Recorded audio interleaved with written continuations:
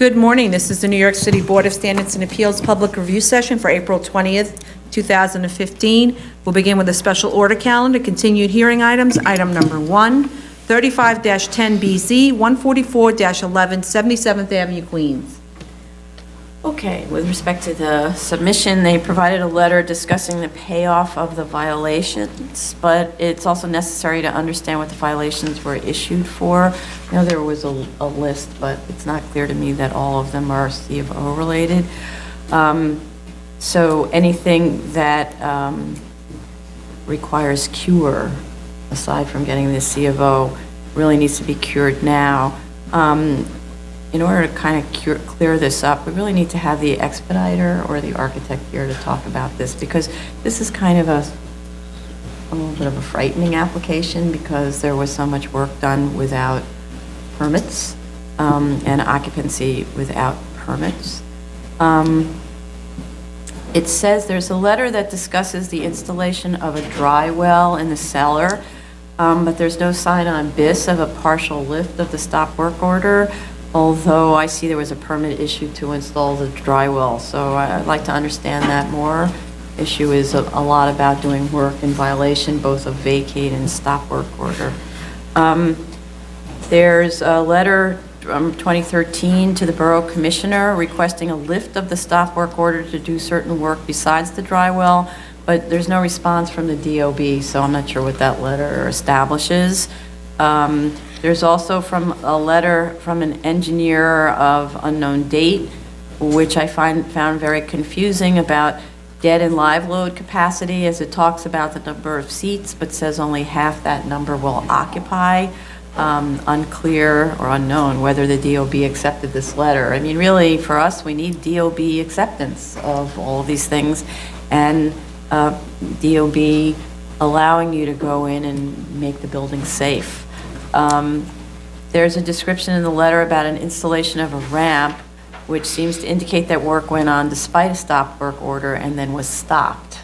So this is very disturbing. This is a continued disregard for how the law operates and the fact that you're currently in an illegal state. The letter also states that DOB approved modification of the plans, but we have no approved plans from DOB to show this. We need those. The letter indicates an elevator will be installed now and that the plans will be revised. So I'm not really, other than checking on your progress, I'm not really sure what we're doing here, because you're modifying the drawings. And then with respect to the fines, there was a statement in an earlier submission about the reason you're not paying the fines now is because they're accruing as time goes on, but you're not responding to them. You haven't gone to DOB or the ECB to sort of work out a deal. Maybe the fines could stop if you were actively working on curing them.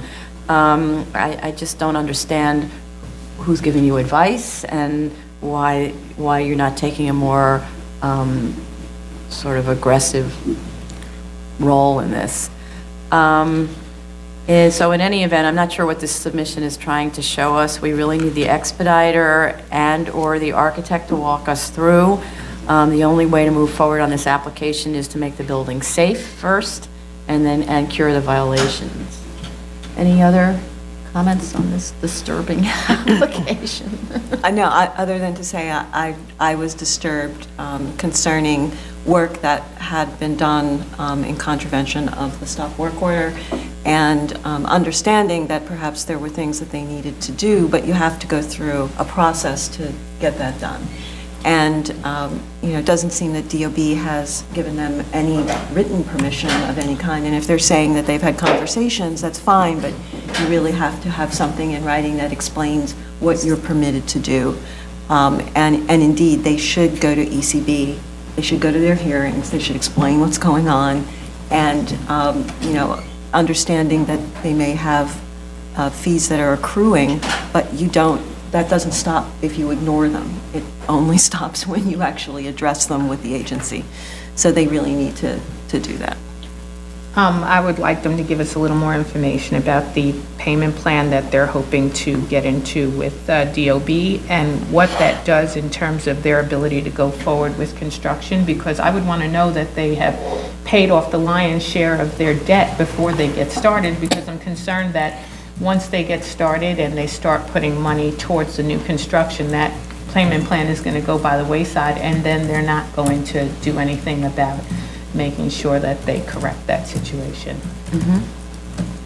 And I'm not sure that all of their fees that would be due to DOB, I think it's really, would go to Department of ECB. Finance and Oh. ECB fines, right? Yeah, most of the So- fines are ECB. That confused me because I don't think DOB does payment plans. Oh, okay. Right. Anything else? No, nothing else. New cases, item number 2, 120766BZ, 305 Washington Avenue, Brooklyn. Okay, this is extension of term for an art supply store and a bookstore. I just had a couple of questions. First was, are the plantings in place according to the approved plans? And I note that the 2003 grant required that the C of O be updated, and it never was. The last C of O is dated 1994, showing an expiration date of 2002. Information from the applicant indicates that open violations exist in the building and probably would stop the C of O from being issued, and they're related to landlord work. I think because the landlord is really responsible for these things, we may actually need the landlord here, because they have to have a C of O. You can't occupy without a valid C of O.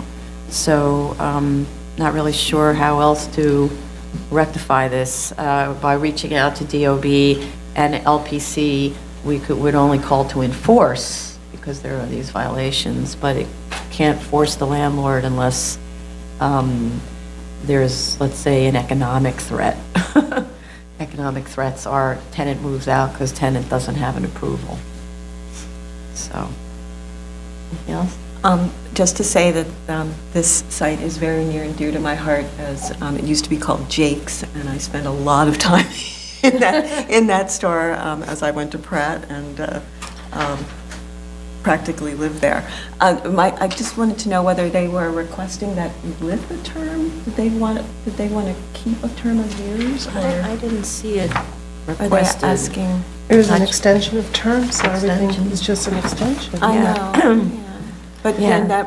that would have a term of years. I'm wondering if they were, because they didn't No, exactly say how many years, so I was wondering if they were going down the road They're of just going asking the for usual 10-year, not really sure why there's a term of year on a bookstore, but, that. They could clarify that. yeah. They did some interior changes, and some of them appear to be located in the bearing wall. So I just wanted to know if that was done pursuant to DOB approved plans, if that was required. So, Okay. and the plantings are not in place. Oh, they're not. They're not. No. I don't think they've ever actually been. Really? Well, I thought there was I don't something in the remember plantings photos. there, but that's okay. It's not that difficult. So the interior partitions wouldn't have needed a permit unless they were affecting structure? Because there's no, like, Well, bathrooms or structural modifications. they probably should have filed if they, regardless, but they should That's show not us considered, whether or not. that- yeah. Okay. Appeals calendar, item number 3, 18014A. This is the decision item. Okay, this one, we're actually going to reopen to discuss further. Department of Buildings submitted an entirely new argument, and so I didn't feel like it was right to individually consider the argument and then vote that without having had a discussion about it. So we're going to reopen this and adjourn the hearing also at DOB's request, because they need time to prepare for that hearing. We're going to adjourn to the 28th, so just till next week.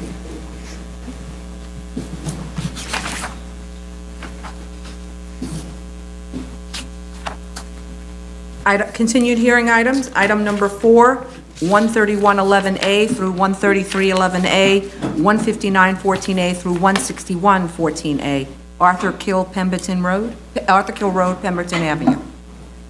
Okay, so they amended the site plan to show the 30 by 30 frontage area, and they widened the curb cut to 20 feet, and they provided a turning area diagram that seems to me to indicate that the curb cut's actually too short. It looks like the van actually hits the corner of the curb. So what I also didn't understand is the size of the delivery van. Is that a big one? Is it a small one? They don't actually tell you anything. I don't think that we have any response from DOT on this, right? Not since the last. Not since the denial. last. No, DOT said we want to see something done. Right, I sent the submission to DOT and DEP because they wanted to amend the drainage plan, and there was some back and Right. forth about how they were gonna. Okay, so. But the fire department has signed signed off, off. yeah. But there's, and I guess maybe I don't understand what goes into doing a drainage plan. I'm not understanding the request and to amend the drainage plan prior to C of O. The explanation in the cover letter is, quote, "so that work and expenses can occur concurrently with approval and construction." I understand each word individually, but not together in a sentence. And there's also a letter from the architect that indicates that they need 18 months to do the engineering plan. I'm like, what are you drawing? Or is it about approvals? I mean, I need to understand this better because really no set of drawings takes 18 months. They said that there's a note in the letter that says, "the need to bring any sewer lines through owner's property in the near future is not foreseeable." Well, that says to me, you're not going to do the drainage plan, because if it's not foreseeable, why do the drainage plan? So I don't understand the point of that letter. And just to remind, what DEP requested seemed to me a little kind of simple. It gave two options. It says, please provide a 35-foot wide sewer corridor within the bed of Pemberton Avenue for the purpose of installation, maintenance, and/or reconstruction of the future 10-inch diameter sanitary sewer and 30-inch diameter storm sewer, or you have the option to amend the drainage plan. But in the letter, it almost sounded like they wanted to investigate the feasibility, which made me question, well, is it just automatically feasible that you amend the drainage plans, or are there certain conditions where it's just not possible? I believe that they were agreeing to amend the drainage plan, but then they wanted to. They're doing it so far out. Well, because they don't want to have to wait till the C of O, and we've had this discussion before about when, if they are agreeing to amend the drainage plan, the board, I think, puts a condition that we do it, they want to do it prior permit? No, they want to do it prior to C of O. Prior to C of O, Much different. sorry. Prior to C of O. See, prior to permit, I totally get. Prior to C of O Right, is John? effectively never doing it. Right, John? I think We have allowed that, but I agree with you. Yeah. yeah. As a I mean, practical matter. if it really does take 18 months, it's another thing, but I don't really get that. Doing the drainage plan and submitting it to DEP doesn't take 18 months. Maybe it's 18 months to get it approved, but that doesn't have to be what it's conditioned on, right? It can be conditioned on submitting drawings to DEP prior to permit, and then it begins the process of DEP review, but at least now it's there. Right. Well, I just had a question regarding that last paragraph, because they said that they requires the applicant to submit an application for the proposed amendment of the drainage plan in order to establish the feasibility of such amendment, which made it sound like, well, they have to see if it's feasible. Right. So, If it's not feasible, then the DEP says, oh, well, it's not feasible, or what happens? Yeah, what happens after? If Or then they that don't house amend the can't- drainage plan. I don't think you can. I think maybe they're saying there's some instances where you can amend the drainage Okay, plan. but then that would be a DEP call, right? So you do the drawings, which doesn't seem like they would take 18 months by any stretch, right? And you have to file an application, which means you have to pay the money now. Okay.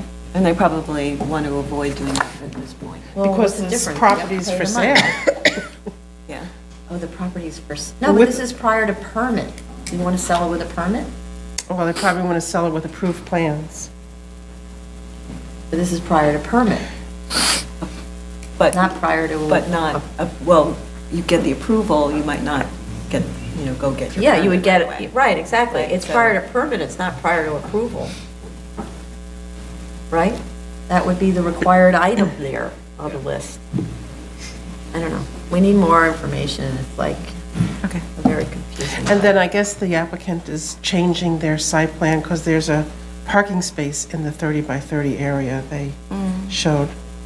I think they have to move it down closer to the home. Yeah, they're fixing that little They have to correction. move They it did a past, little you can't have the correction. parking space in the unobstructed frontage. They have to move it a little to the left, that little line, so that's what they were fixing, you and I were discussing. Okay, so they have to amend the plan to get the Yeah. parking space out of the 30 by 30. And they were also supposed to put on the plan that they were going to request DOT, I guess, make a no parking zone instead of on each side of the street, because otherwise then they sort of eliminate that 30-foot Right. open space there, right? So they haven't put that on the plan. Okay. I- Thank you. Yep, next, okay. Item number 5, 9514A, 237 East 72nd Street, Manhattan. Okay, this one, I'm actually, didn't expect this to come back, frankly, but it sounds like the apartment owner, if that's distinct from the building owner, worked out something with the building to allow pretty significant intervention in the entire building in order to make this little penthouse addition possible.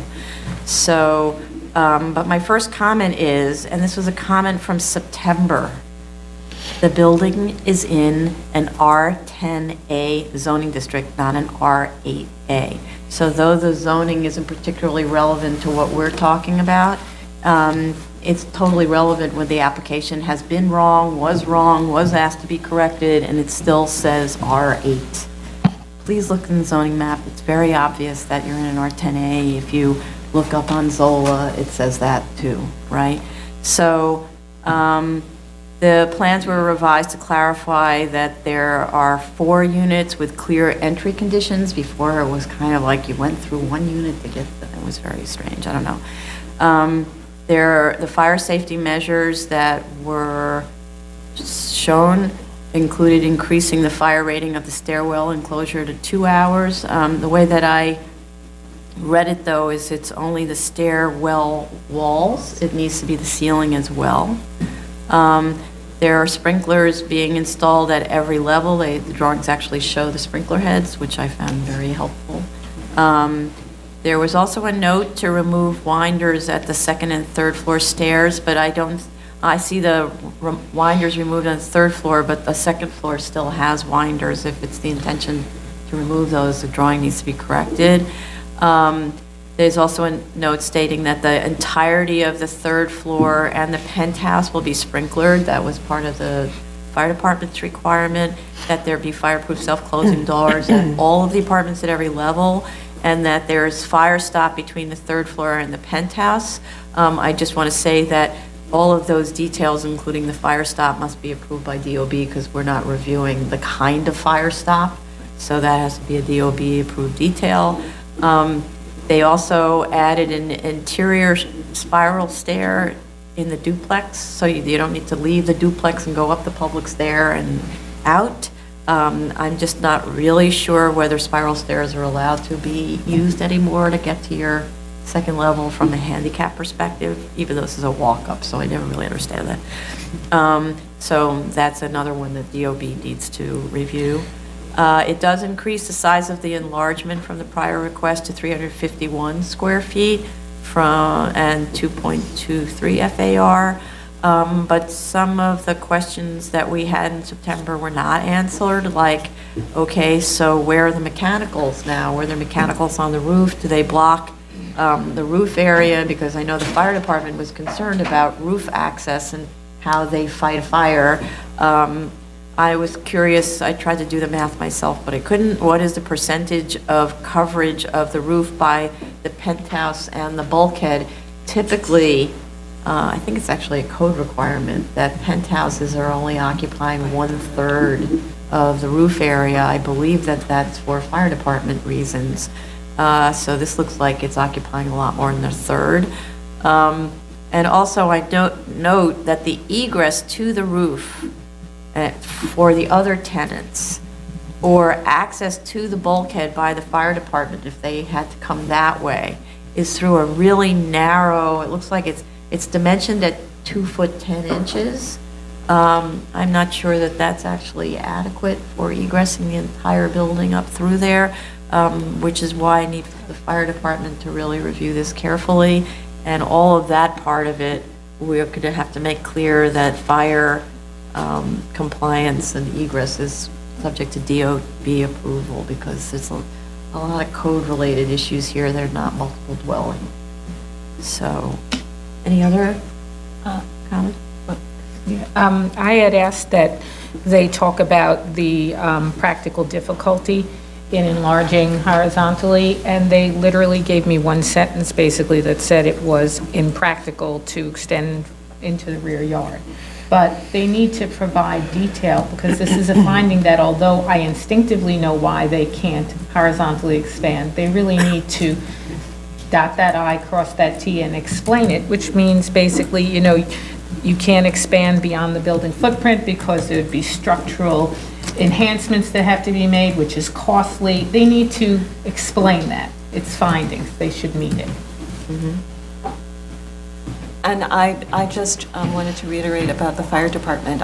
I'd like them to take a look at this to make sure that they are okay with it, especially the enclosure at the stair. Because, yeah, you need to, the roof and underneath the stair also need to be, Pretty sure I sent it to them again. need to be Submitted the a response. 2-hour rated. And I was concerned about the passageway at the top there, whether or not, 210 is not what they need. They need at least 3 feet. I mean, the fire department comes wearing all sorts of stuff. They're they're But wider they than have to have 3 feet. they have to have 36 inches. Yeah. Regardless, yeah. Right, but on regardless. the roof, I don't know. So he's got to mention that, and I agree, I think he's at least got to give us the calculation for the penthouse, whether it's, if it's over a third or under a third, but he's got to give us that calculation and what the consequences are in Right. either direction. So- Well, actually, I would just add to that, that whatever I don't know what section of the code it is that requires the third, maximizes at 1/3, but the applicant really needs to look that up and explain why this should be accepted, or I don't know if it's a building code or it's fire code. Fire code? It's fire code. Okay, so that needs to be clarified, because we're only being asked here to waive a particular aspect of the multiple dwelling law, right? Right. Not fire code, which, by the way, we don't mess with. Okay. Sorry, did you have more? No. Okay. Anything else? Thanks. Zoning calendar, continued hearing items. Item number 6, 22213BZ, 2472 Coney Island, Brooklyn. Coney Island Avenue, Brooklyn. Okay, with this one, they revised the parking study.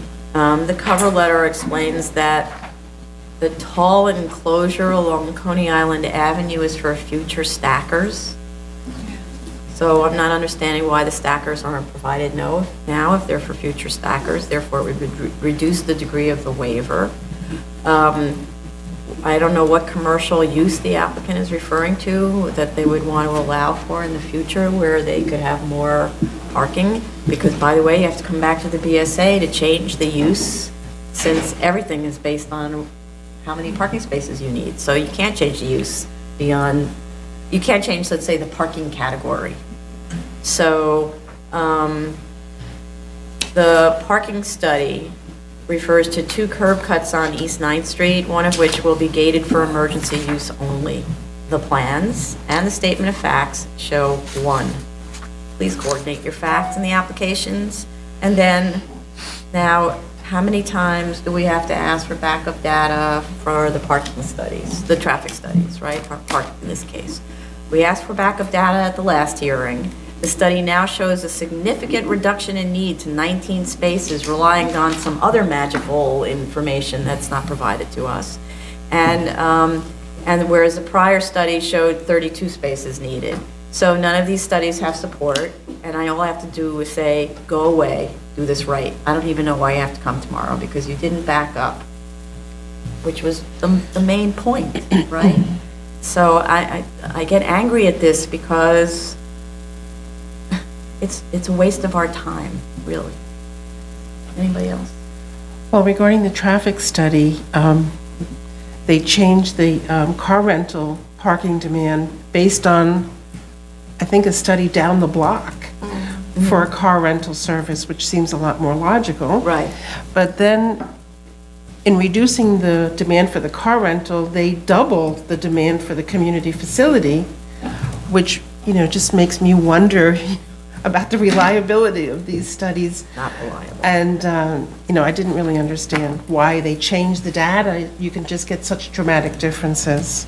And I was also concerned about the discussion of changing some of the uses to retail. And, I was thinking the prime use would be the car rental, and that would, I think, increase the demand by 11 spaces. So, I really think we should have an owner affidavit saying these are the uses that, because it's a good faith analysis. And it just bothers me when they start talking about changing the uses on the site. Yes. Right, or figure it out using retail and provide all of the spaces for the retail, as if it's not car rental. And then put the stackers in, and if you don't need the stackers, then you don't use them, but at least Right. they're there. Right. That would make it a lot cleaner, right? But really, sorry, did you have something? No, I just wanted to say that they should just have included the stackers. It didn't make any sense to me. Their Right. argument, well, Yeah. in the future, we may just put them in, and it's less of a... So in case this isn't understood, stackers in, okay? They made their own argument. It's like, Right, you made your own stackers. argument, not sure who was reviewing your materials. But in addition to which, I have to say that now we don't believe anything you say, because your submission on the parking study shifted so dramatically without providing any data that you're just picking, I don't even know if you're picking data, there's no way to know, you just cite to something, and there's no thing. So all that does is make us suspicious, and therefore no longer believers, even if we were a little bit believers before. Okay. Item number 7, 4414BZ, 92 Lathe Street, Manhattan. You have adjournment request? Yeah. Yes, adjourning to May 19th, submit April 30th. Item number 8, 9414BZ, 1150 East 22nd Street, Brooklyn. Okay. The plans, well, I'm not sure if we received everything that was supposed to have been received, or at least what I found. But the plans were revised somewhat. But mostly the submission was an argument to allow the 20-foot rear yard incursion, unsupported by surrounding character studies. I don't believe you could rely on other approvals wherever they were, because there was also nothing to show us where they were, to make the character study for this specific site.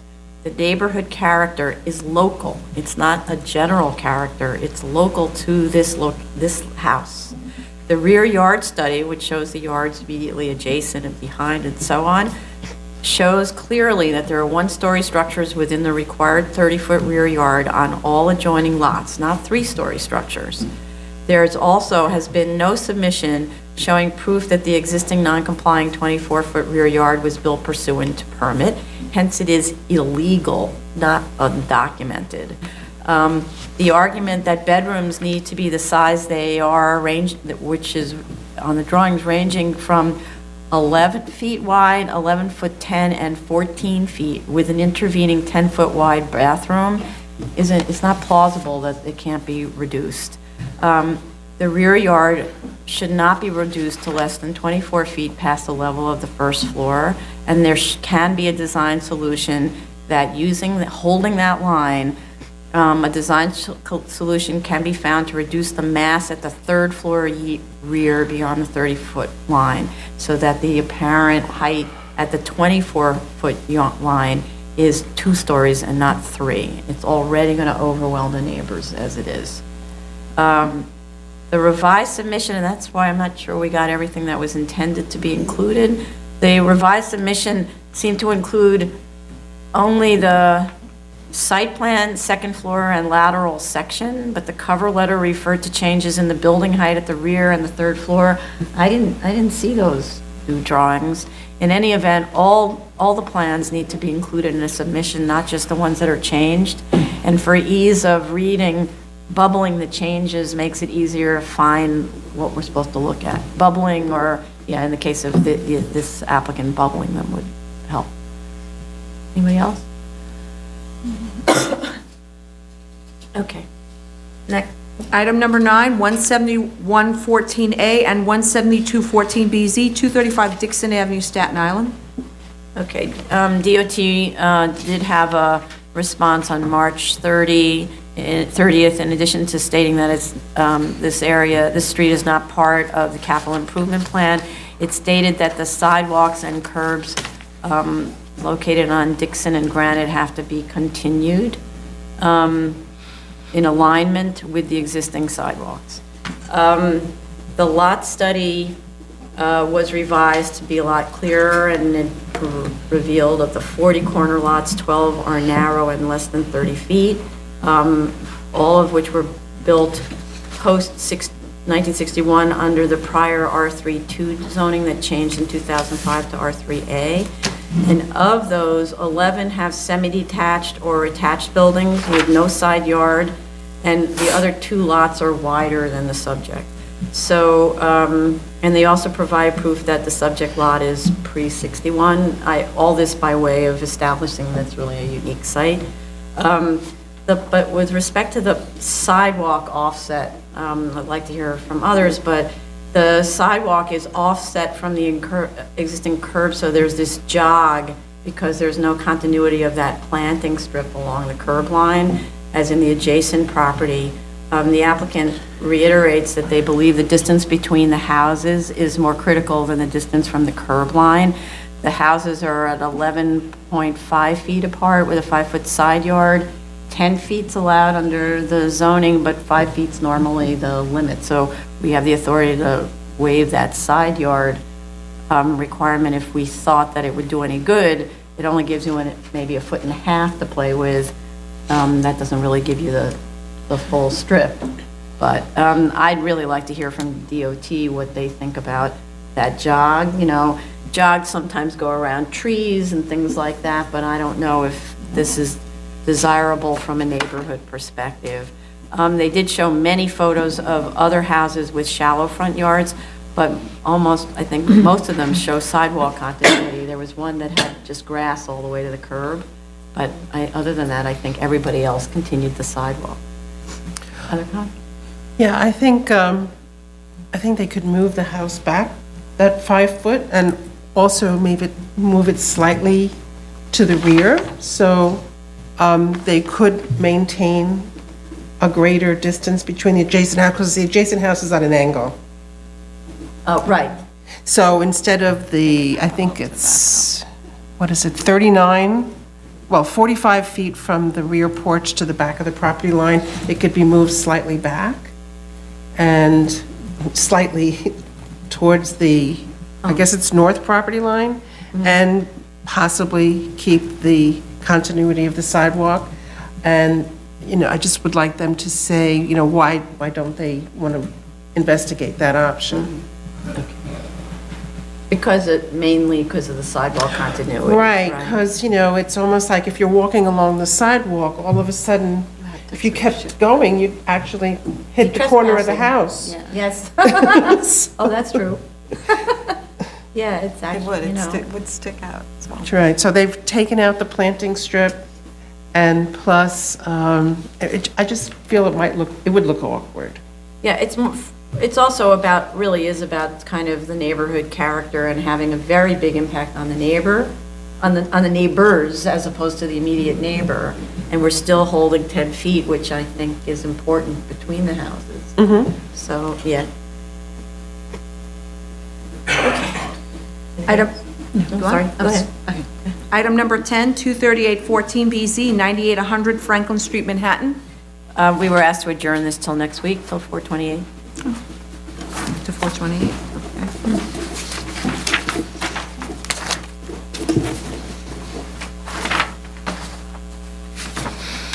New cases, zoning calendar, new cases.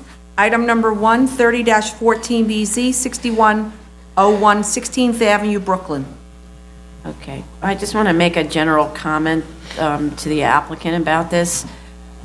We have a pre-hearing comment period that's done to improve the quality of the application so that there are fewer comments during the hearing process. Responsiveness to questions made by various staff members during the pre-hearing comment period is required. Answers like, I don't think I need to answer this question now, are not acceptable. The questions are asked for a reason. Answers like, I told you this already, are also not acceptable, or the question would not have been asked. Obviously, the first time wasn't clear, so it needs clarification. So you're doing yourself a disservice by not responding during the pre-hearing process. We expect here full responses during the hearing process, and no avoidance of the questions.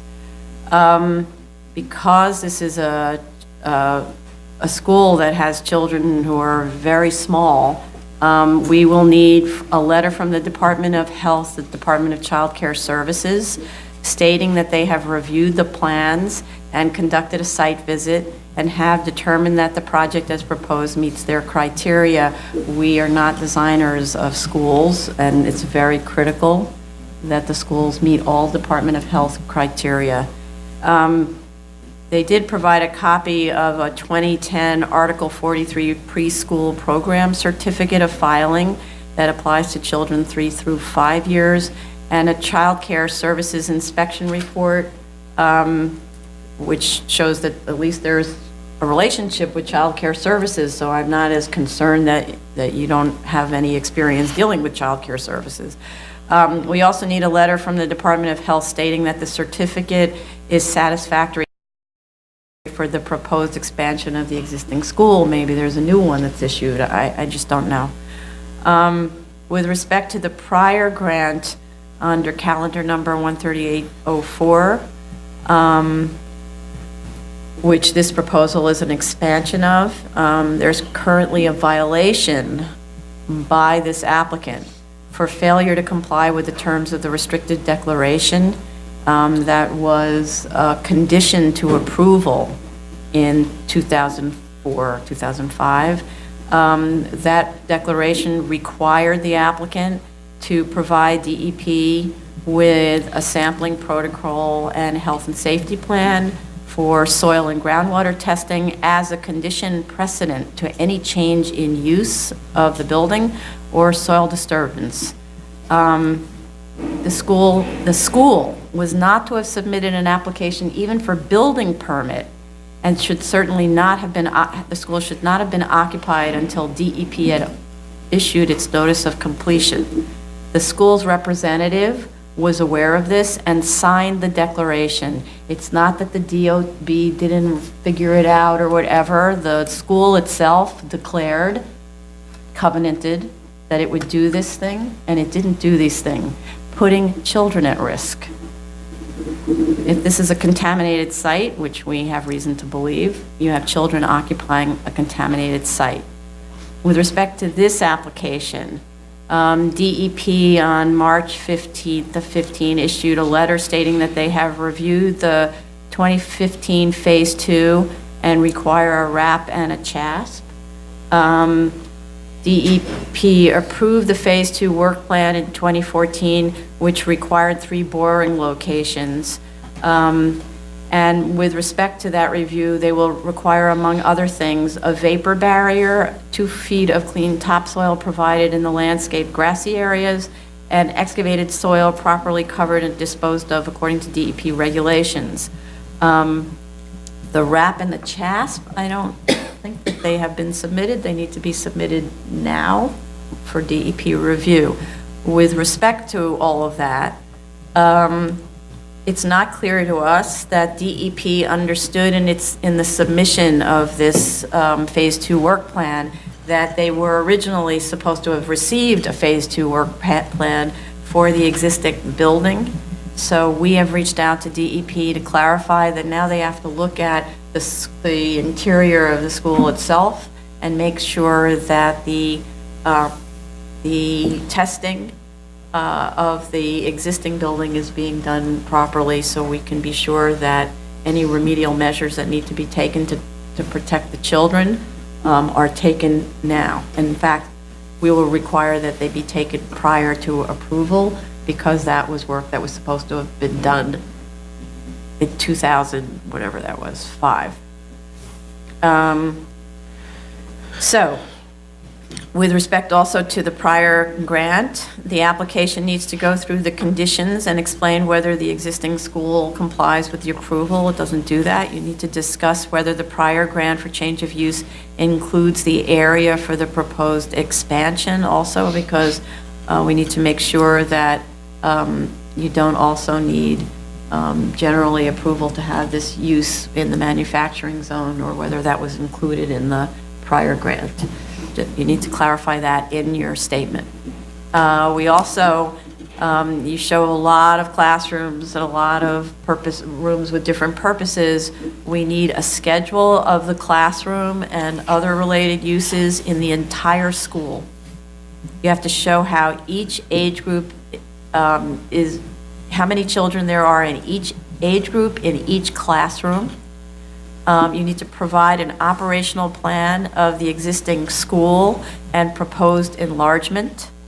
You need to show bus and car drop-off schedules and locations and location of crossing guards.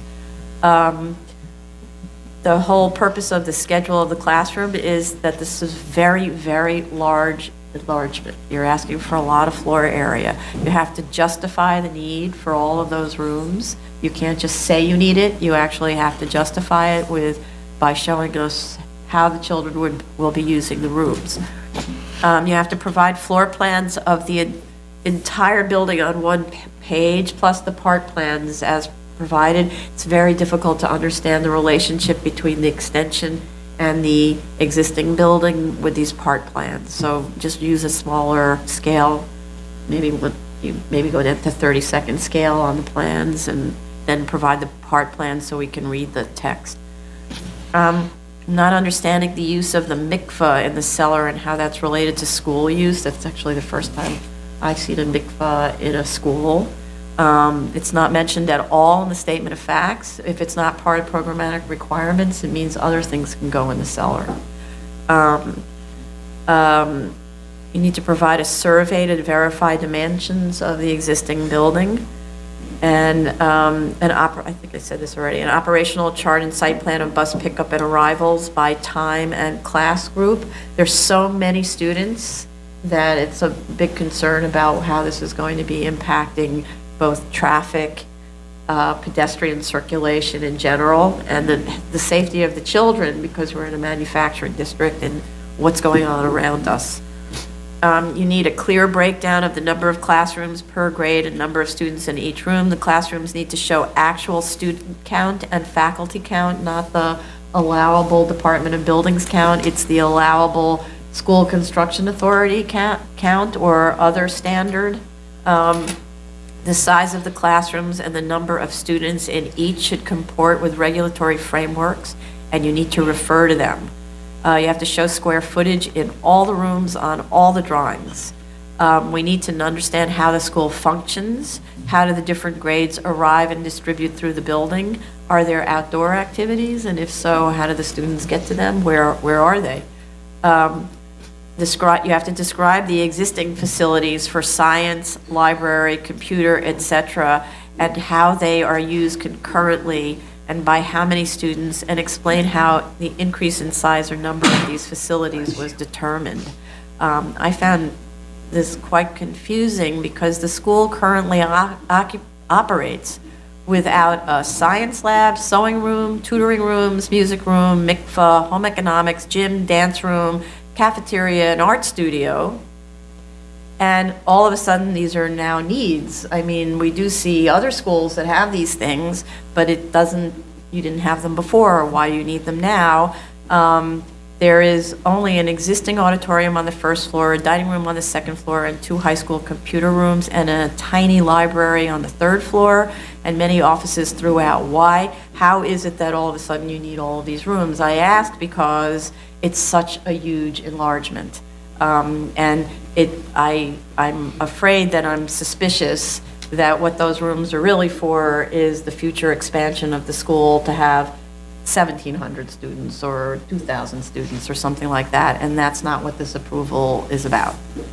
You need to provide a copy of standards that determines the room sizes. Those standards are provided by the School Construction Authority. And there's a statement in the Statement of Facts that says that it's essential that the high school remain in the same location as the lower and middle school. Why is that essential? High schools are often separated from lower schools. That would, again, sometimes you run out of space on a site. Sometimes it means you need another location, and maybe this is the time. So, maybe an expansion somewhat, but not this big, or an expansion for the lower middle school, the high school moves on. I wonder, for instance, there's an existing building with an existing cellar, and aside from the fact that we're finding volatile organic compounds on the site, I wonder why the cellar can't be excavated in the existing building to accommodate some of these needs. I know that's a structural issue, but you're going to be, you're really adding 4 stories to this building, this is major structural work to support all this. So the excavation will be done already for all those columns. Why not build out the cellar? That would lower the height of the building significantly. A lot of your functions could be in the cellar. Given the projected school population of 1,500 students and an unknown number of staff, that can't be unknown, I need to know how many staff. We need pedestrian and vehicular impact studies. If I understand this properly, there will be an enormous number of very young pedestrians arriving en masse to a manufacturing district. Have to discuss how the pedestrians will be protected from surrounding uses. The EAS has to be updated to reflect the Phase 2 results and other DEP requirements. In terms of both the EAS and the Statement of Facts, we need much more on the consistency of this site with urban character. The EAS has nothing, and the Statement of Facts relies on a very strange submission, which is a reasonable worst-case scenario from an unknown project directly located diagonally across the street and also on schools in unrelated areas. We don't know where those are. So the reasonable worst-case scenario isn't a project that's going to be built. It's a worst-case scenario. Is that for EIS purposes? So what's going to be built on that site? Is it going to be built? Did it get a permit? I mean, is it real? What are we talking about? It's a very strange inclusion in the application.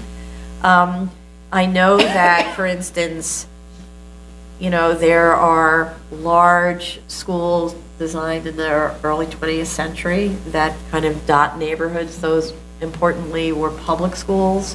They were very large. They were very beautiful buildings. They became something that's like the civic pride of the neighborhood. I don't know if it's appropriate to compare yourself to the civic pride of the neighborhood and use that as the argument for why you should have such a tall building. You need to show the relationship of those schools to this site, because maybe they're in the neighborhood nearby, and describe how this school functions in a similarly urbanistic manner. Many of the photographs that were provided seem to have been from Google Photo or something like that and do not support the argument at all. It's like a photograph of a truck or of a parking lot, and I didn't understand why they were included. I just have to say the EAS in parentheses, as usual, is incredibly weak and doesn't address the areas of environmental concern more than sort of flippantly. It needs to be done properly. This could have an enormous effect on the neighbors, on the local environment. Anybody else? And that's what happens, by the way. What I just read is what happens when you ignore the comments from the applicant, from the staff members during the pre-hearing process. Anybody else? No, I agree with you 100%. I think that this application is very weak on detail and very weak programmatically. I think they really need to provide for us exactly what is going on right now as their baseline. What's going on with the school and this space and how it's overutilized, if indeed it is. And then from there, you can move on to what your programmatic needs dictate. But you also have to answer other questions for us, like why a lesser scenario is not going to work. It's not enough to just write in a sentence, it wouldn't be viable, so we're not even going to draw up plans, because we need to see that. We need to make that determination. And so I agree with you, they need to answer a lot of different questions, and I think they need to base as much of their things on institutional standards so that we can see that it's not just a space grab, but it's actually space that's actually necessary. I would like some information on how they're going to double the size of the building while it's occupied. If there's an engineering report that states that the existing columns and footings can handle this enlargement, I'd like to see it. Or if it requires additional columns and additional footings, then I would like an explanation of how they intend to do that with a building in operation. And I just wanted to reiterate what has been said. I found this, this application really difficult to read. I would get to a point and I would say I just simply don't understand what they're doing because they're not explaining anything. And I was extremely frustrated and frankly sort of just gave up because there were so many questions that needed to be answered. And it was almost as if there was a resistance in answering anything. I mean, I think that the applicant has to take the tack that we don't know what you want. So therefore, you have to explain in detail what it is that you want and why you want it. You have to justify things. You can't simply sort of assume that, well, you got to know that there are a lot of kids and we just have to supply, their needs. Well, you've got to tell us what their needs are, why you need that, why the kids can't do without whatever it is that you're trying to accomplish. And it really just was sort of a waste of time, in a sense, for reviewing for me, so. And I want to add that we get a lot of schools here, and the way that it's done correctly, which this is not, is the school administrator works with an architect who often, but not always, and in this case I don't think does, is a school programmer.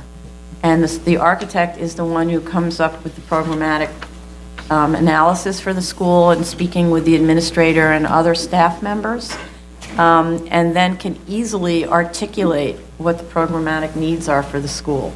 When you have an architect, as here, who's not a specialist in schools, then you hire a separate programmer who does that with the school. It's not this sort of haphazard, throw a lot of rooms in, which, by the way, the drawings look like throw a lot of rooms in, which we all know can easily be done. Oh, look, we have space, let's throw this in and call it a computer lab.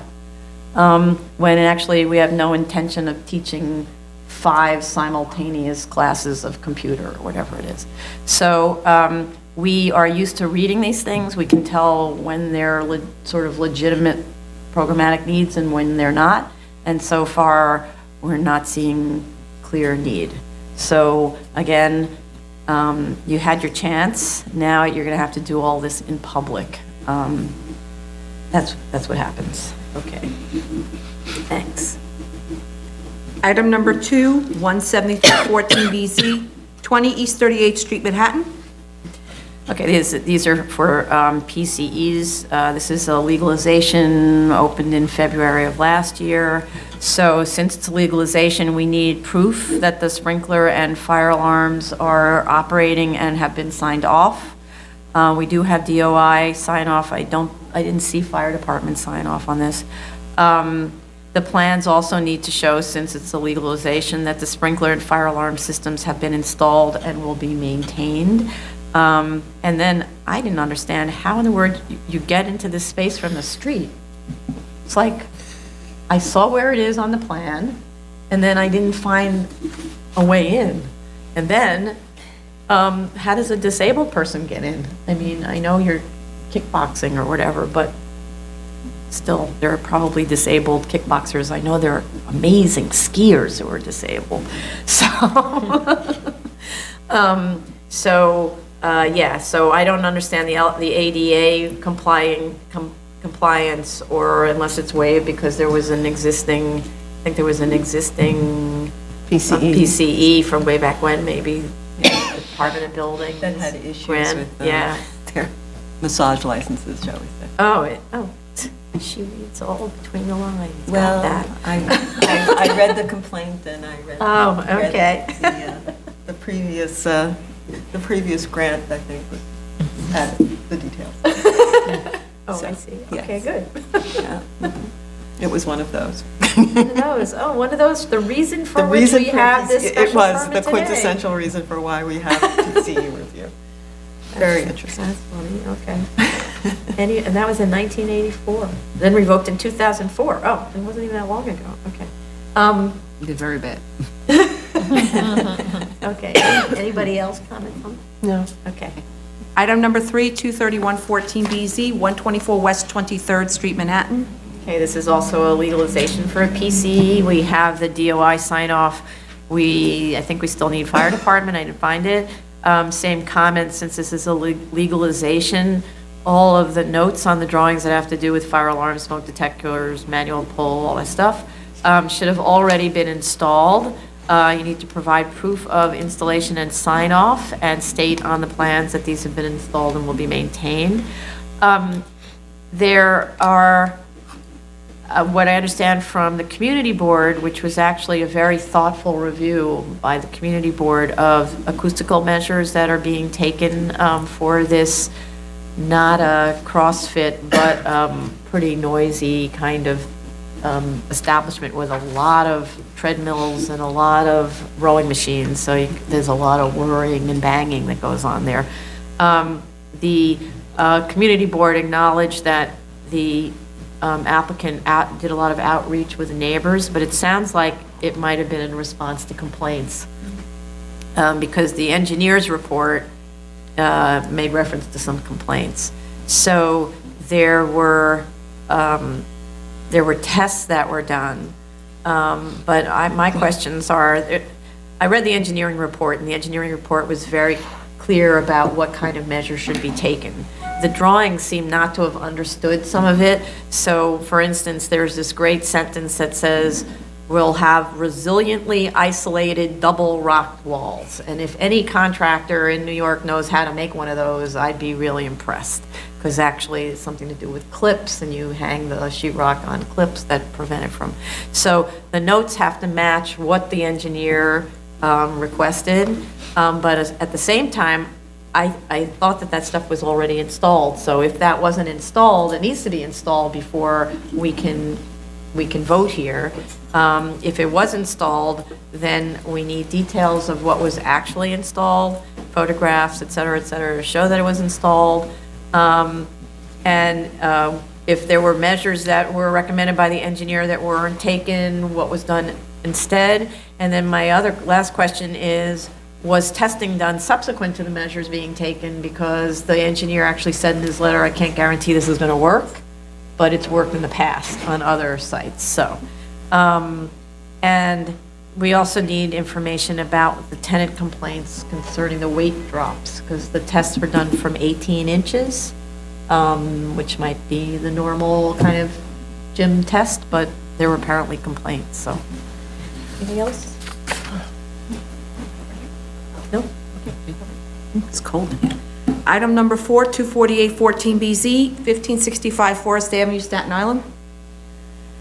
Okay.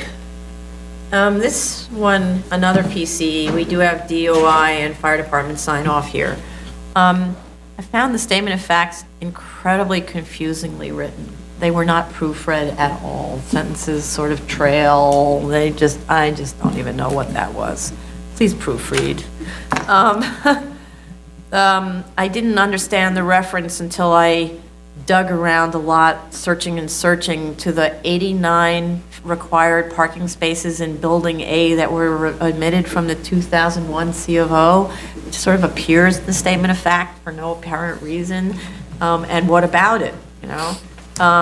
And also ditto with the same comment with respect to the pursuit of same in the paragraph about the CPC authorization.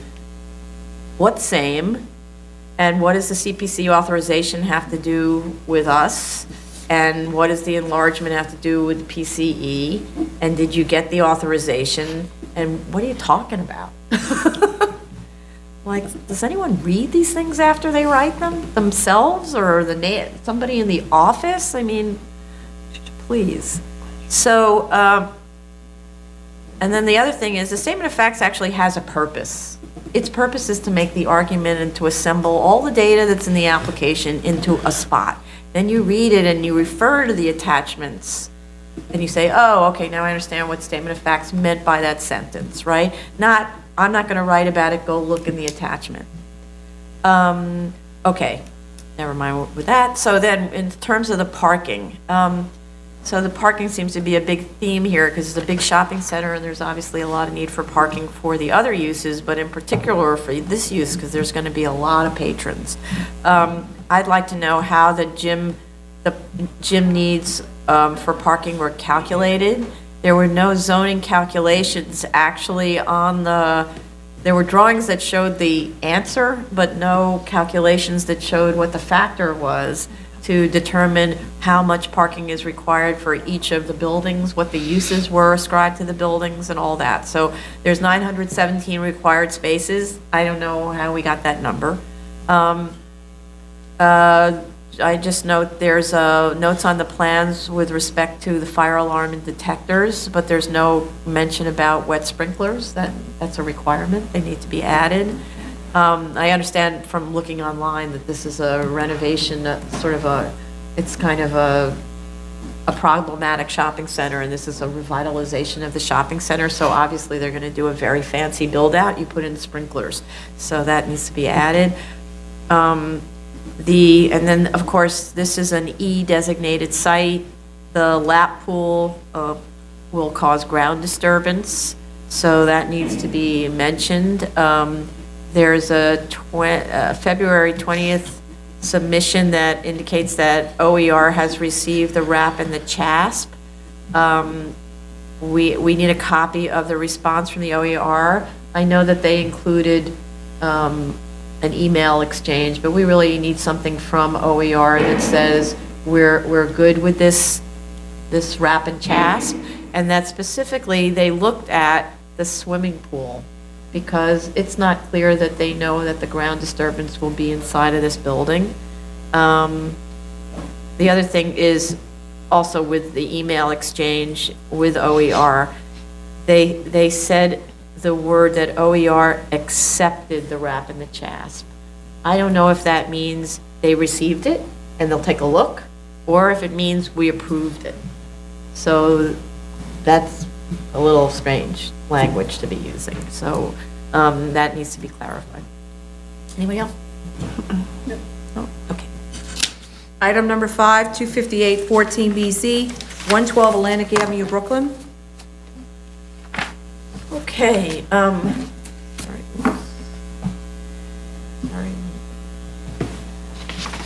So my first problem on this is I'm not sure we're good with the A finding.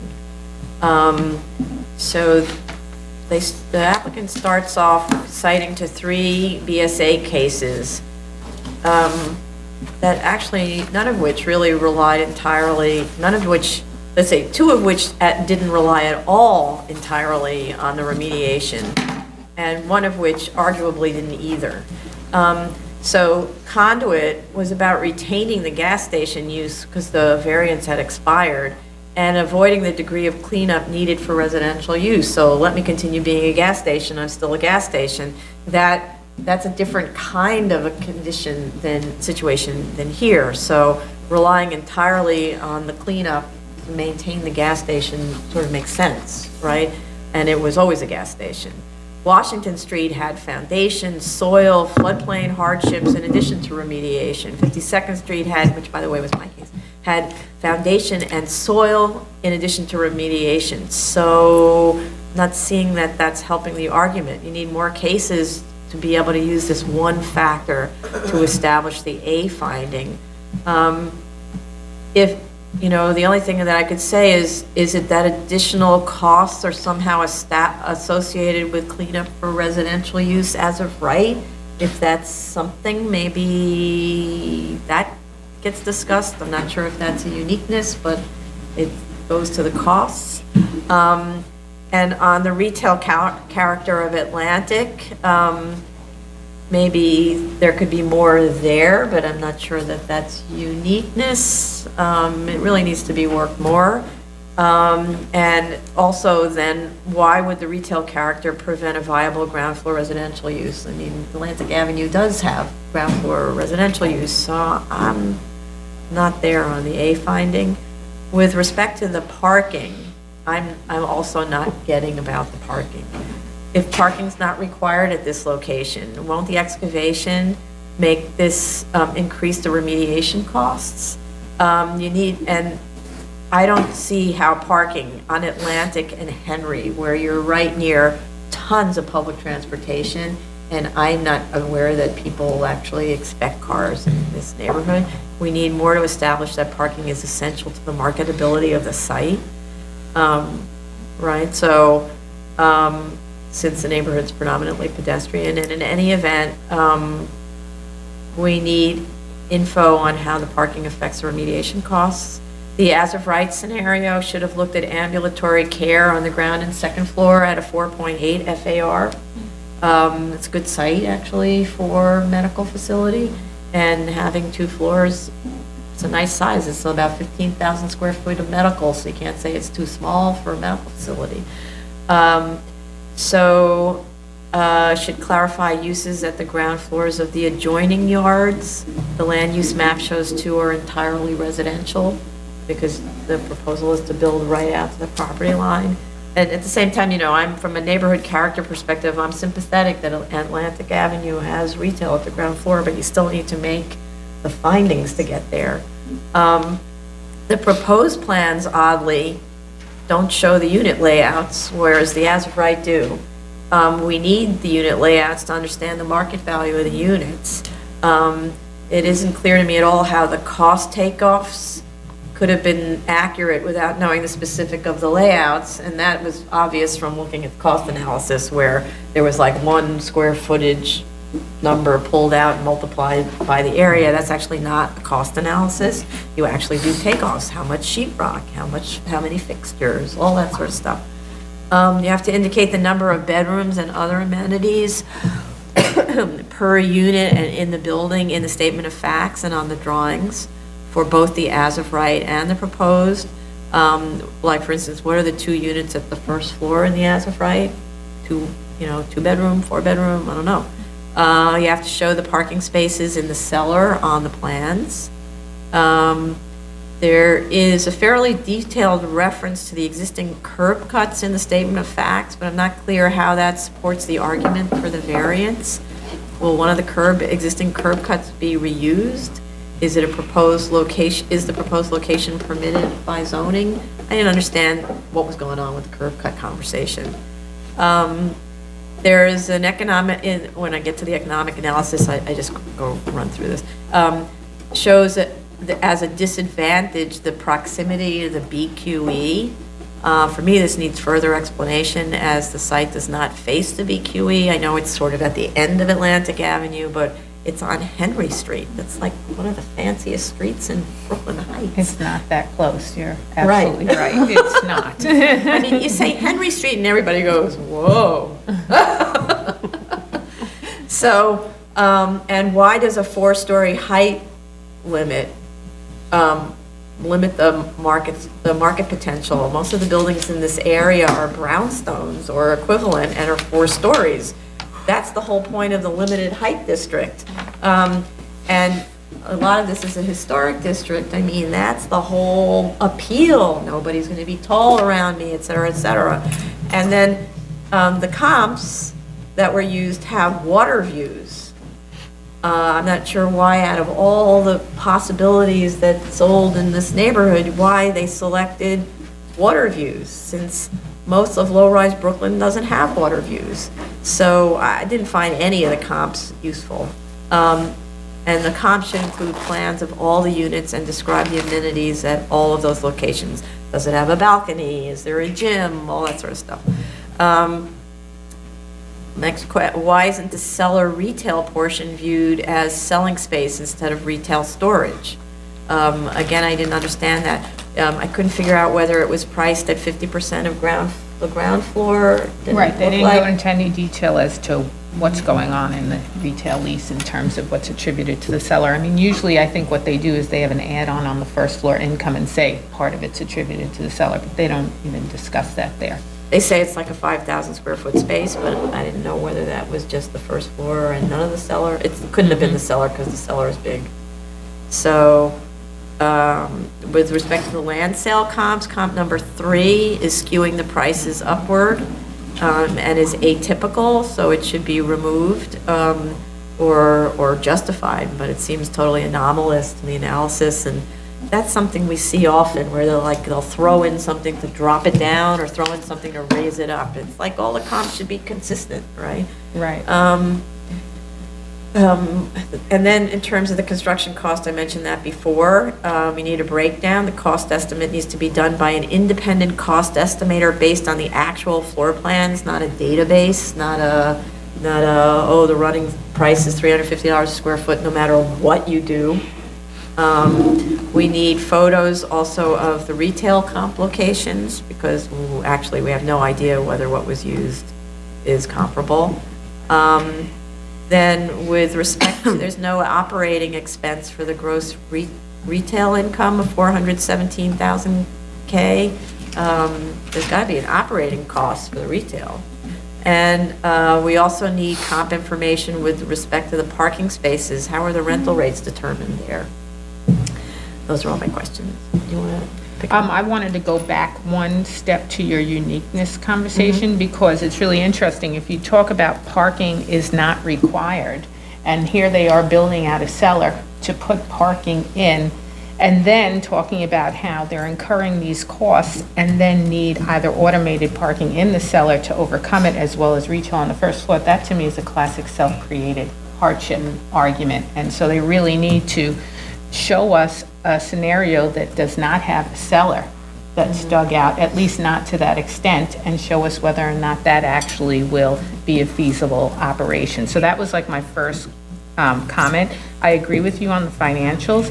I believe that the site value is being driven by sale number 3 on State Street, and while that is close in the neighborhood, it is also the most recent sale. There is nothing at all written in the narrative to explain why that's appropriate, that there's such a drastic increase versus the other 4 sales. Maybe it is a function of time and land values have increased to that extent, but that certainly isn't even evident when you look at their adjustments because they have not adjusted the other sales downward to account for the difference in time.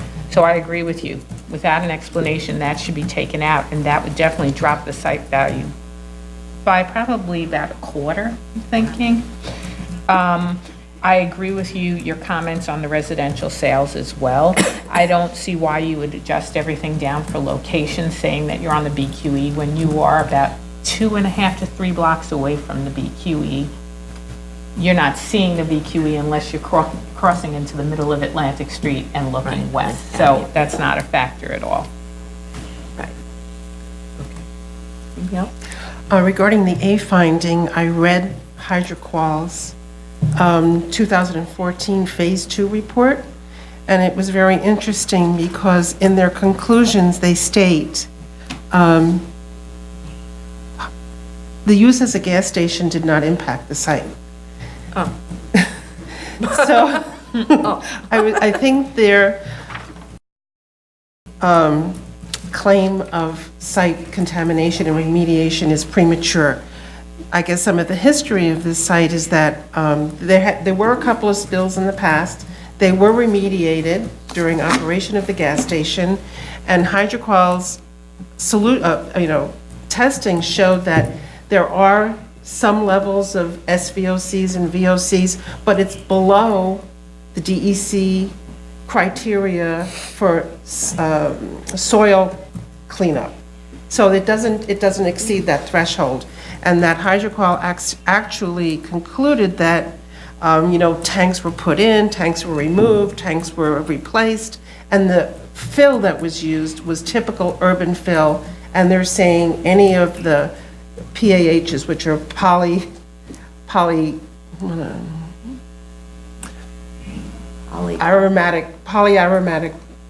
hydrocarbons, Make your word. are actually coming from the urban fill, that it's not actual contamination from oil on the site. So I guess that phase 2 was submitted to DEP, and DEP said, well, you never did this phase 2 due to a protocol that we had accepted. So DEP isn't even accepting that phase 2, so now they're in the process of doing a second one. And DEP said, this is what we want you to do, and it's some soil vapor testing, and we'll see if the results come back differently.